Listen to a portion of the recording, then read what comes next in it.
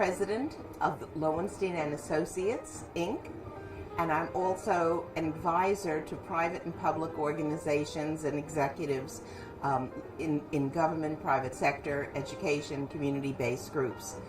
I'm here wearing two hats. I'm here as a prior recipient of the Women of Color in STEM Lifetime Achievement Award last year, 2015, and I'm also here representing ASTRA. ASTRA is the Alliance for Science, Technology, Research in America. Check it out, www.usinnovation.org. I serve them as an advisor, senior advisor, and futurist. I joined them and wrote books with them and served them because they and I believe that the viability of any country in the world we're living is dependent upon the innovation capacity that's developed. We are living in an age that's a cyber age, a nuclear age, a space age. Technology has driven us to a place of accelerated change, and we know that technology daily outstrips the ability of mankind to cope with its fruits. In order to realize the benefits of science and technology, we need to have vision and political will. So we're living in times of change, and how do we address the accelerated pace of change? And what's happened is that our society has been propelled through the agricultural age, through the industrial age, past the information age. We're living in what Nesbitt called future shock. It's been called between the parentheses, between the second and third wave of civilization. And Sherry Turkle from MIT coined a term a number of years ago, at least I heard it from her, called the liminal moment, a moment in time where we're between and betwixt. Old structures have broken down, but new ones have not yet taken their place.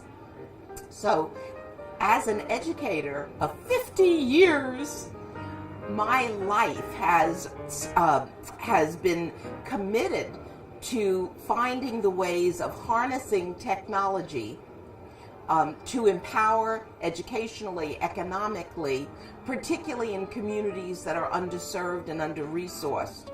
But in order to attain technology benefits, you have to have an economy of scale that is greater than any one entity. So you need to have partnerships. So I believe technology becomes tools of transformation, and private-public partnerships become the strategy for developing those transformations, both in education and in the economy and the communities. In 2002, I was working with a very wonderful congressman, a visionary, Congressman Major R. Owens, who for 24 years was the head of education for the Congressional Black Caucus Education Brain Trust. And we put on policy forums and issue forums in Washington.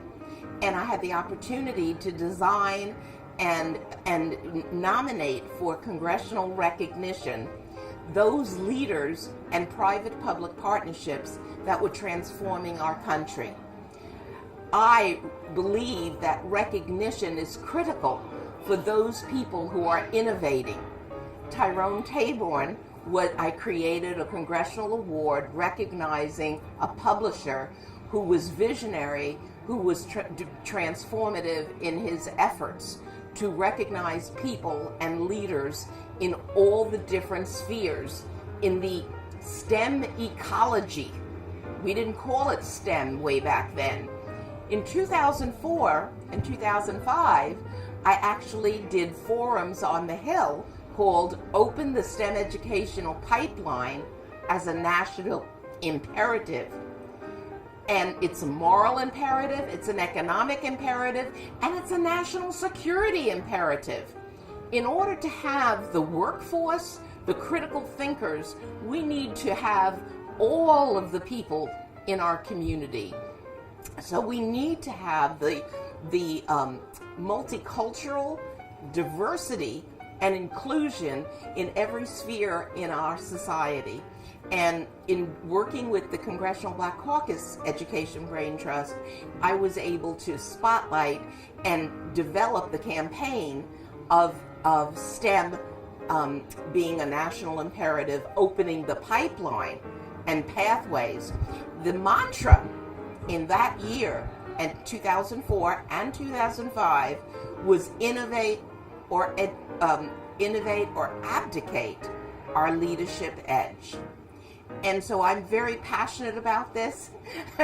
I am thrilled to be what I've been called a weaver of public-private partnerships and communities, a human hyperlink.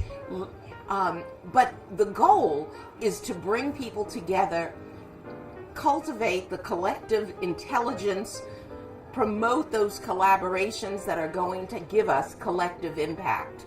And Tyrone Taborn, with his work over the years, and definitely through Women of Color and STEM, continues to do that. It's a thrill to be here as the Lifetime Achievement Awardee. But as I said to him, I hope I'm not done yet.